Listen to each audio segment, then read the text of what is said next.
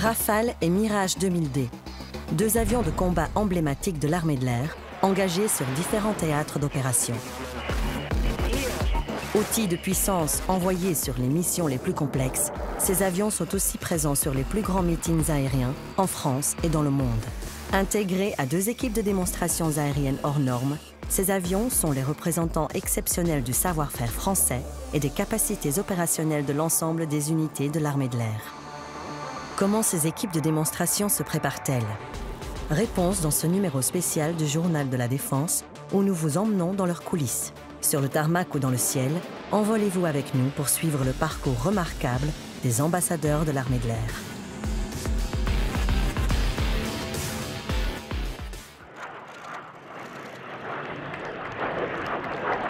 Bordeaux. 40 000 visiteurs se sont donné rendez-vous au premier meeting aérien de la saison. Les plus grandes équipes de démonstrations aériennes sont présentes pour assurer le spectacle. Dans le ciel, le Rafale Solo Display et la patrouille du Couteau Delta. Deux formations constituées d'avions de chasse emblématiques, le Rafale et le Mirage 2000D. Les manœuvres qu'ils exécutent dans les cieux sont identiques à celles qu'ils réalisent au combat. Autant de figures enchaînées qui ont nécessité plusieurs mois d'un entraînement intense.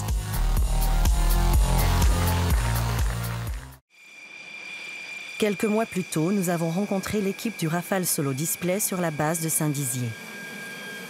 Depuis plus d'un an, Marty est présentateur Rafale. Même avec 73 missions de guerre au compteur, ce pilote doit rester vigilant. Ce matin, pour la première fois, il réalise dans son intégralité un nouveau vol de démonstration aux commandes de son avion de combat, un bolide de 15 tonnes.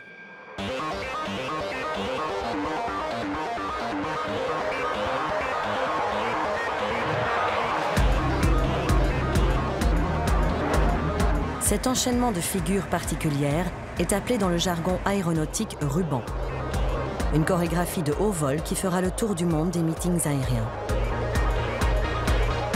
Depuis le tarmac à la radio, Tao, ancien pilote démonstrateur Rafale, coach Marty. Séquence 3, c'est 360. On était en basement de pied, donc un peu plus haut que d'habitude. Ça va nous permettre de voir un petit peu ce qui passe pas, ce qu'on peut affiner, pas affiner. Et ensuite, on va descendre demain à une base 500 pieds. Les séquences de voltige sont de plus en plus proches du sol. Pendant 10 minutes, la concentration du pilote est à son maximum. La moindre seconde d'inattention peut lui être fatale. On a essayé quelques exercices avec quelques petites variantes à chaque fois pour voir ce qui est le plus dynamique, ce qui montre le plus de performance au niveau de notre Rafale. Physiquement, on est entraîné, on est prêt pour le faire. Ensuite, il y a un gros travail de mémorisation, de mentalisation de la trajectoire des différents enchaînements que l'on va réaliser pour la démonstration.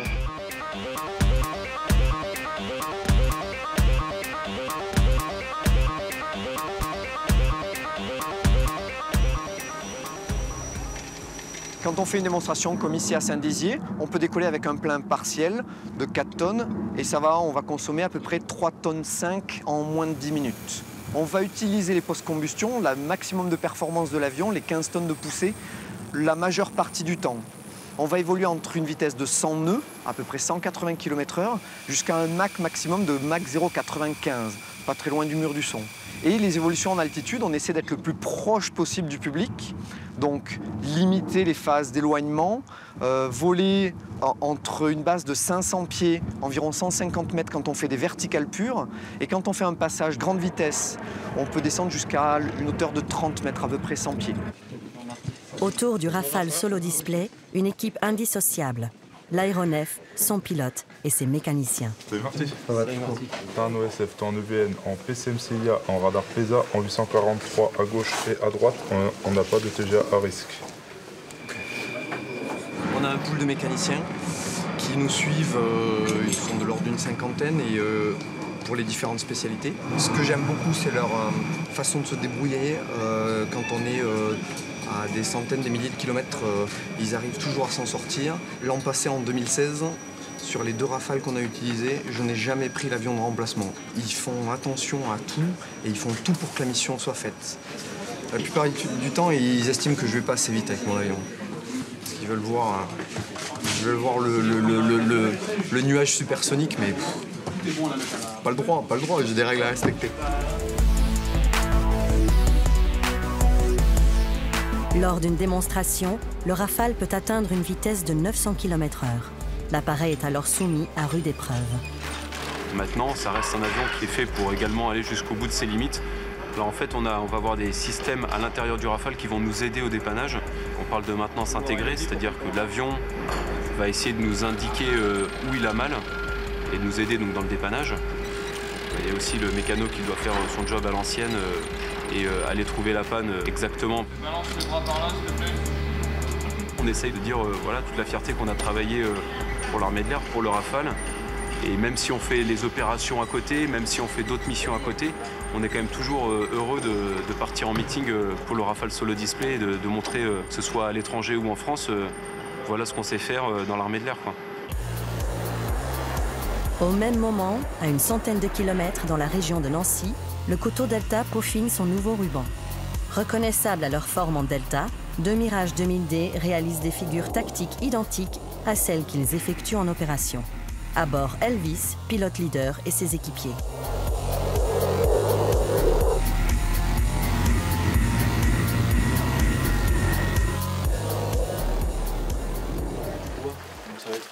Le Coteau Delta est une jeune équipe de démonstration.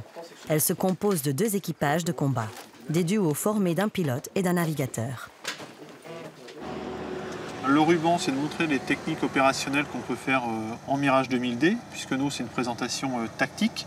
Donc c'est un enchaînement de manœuvres basiques que tout pilote de chasse et navigateur apprend à faire au quotidien sur la 3e escadre. Et le but pour nous, c'est de les enchaîner pour avoir une présentation qui dure entre 12 et 13 minutes au profit du public.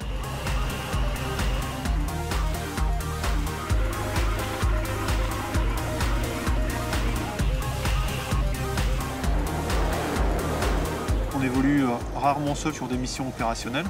C'est pour ça qu'on présente deux avions en meeting avec une formation de base qui est la patrouille serrée, donc les avions à environ 3 mètres les uns des autres, et avec une synchro pour pouvoir assurer un show aérien.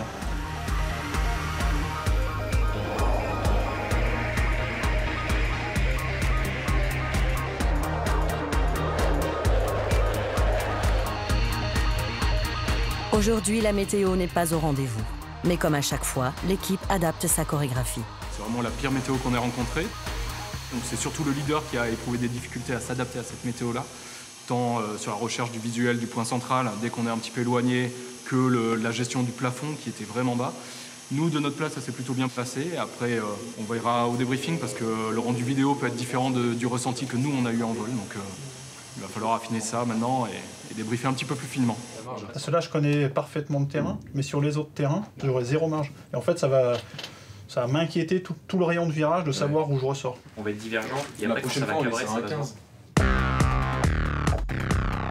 Nouveau ruban pour les pilotes et nouvel habillage pour les aéronefs.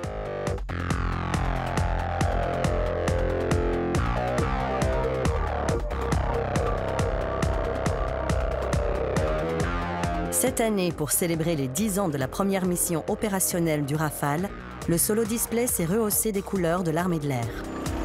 Côté Mirage 2000D, sa peinture commémore les 30 ans d'un épisode historique des opérations aériennes françaises.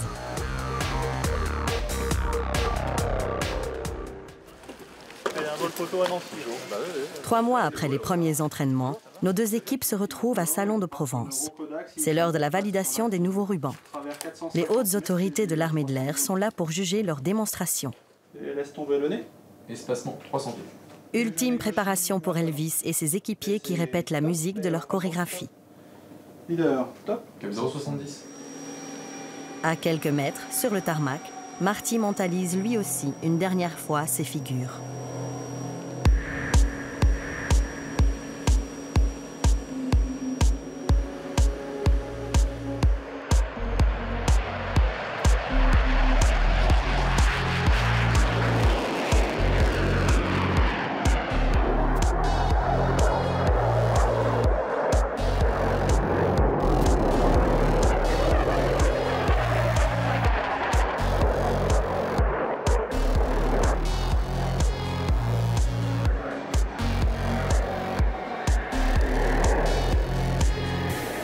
saute aux yeux lorsqu'on voit une présentation aérienne, c'est la performance technique. L'avion, une performance mécanique aussi, et finalement une performance technologique. Ce sur quoi je voudrais insister, c'est la performance humaine. Il faut absolument se rendre compte du niveau de professionnalisme et de technicité qu'il y a derrière les présentations que vous avez vues, d'une part, mais aussi l'effort collectif, l'ensemble des énergies qui convergent vers le cockpit pour produire ce que vous avez vu. Bien souvent, nos opérations se passent loin des yeux, loin des caméras. Personne ne voit aujourd'hui ce qui se passe au-dessus du Sahel ou au-dessus de Mossoul dans le ciel. Et donc, c'est important pour nous aussi d'aller au contact des publics à travers des manifestations aériennes pour pouvoir leur expliquer tout ça et leur en apporter un petit éclairage à travers ces démonstrations aériennes. Et je vous souhaite à tous une belle saison 2017.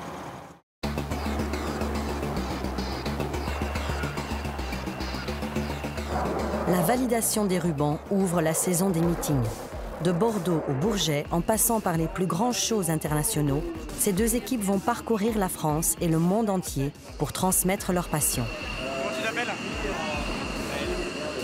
Pour nous, c'est le travail de toute l'équipe, c'est-à-dire nos mécaniciens, les équipages, pilotes, navigateurs, le travail de nos collègues de la 3e escadre de chasse à Nancy, le support de notre état-major. Donc c'est vraiment toute une grosse équipe.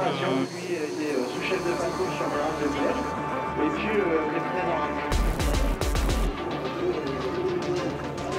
merci d'être venu. Et bon après-midi.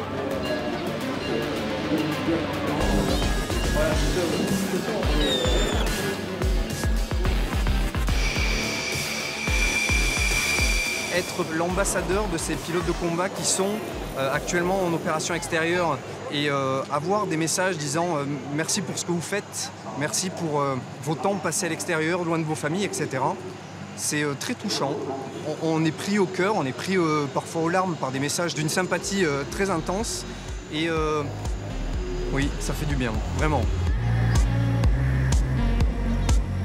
Dans les plus grands meetings aériens comme en opération extérieure, les avions de combat tricolores et leurs équipes occupent une place à part. Au-delà des vocations qu'ils peuvent susciter, ils permettent de faire rayonner l'excellence des ailes françaises dans le monde entier.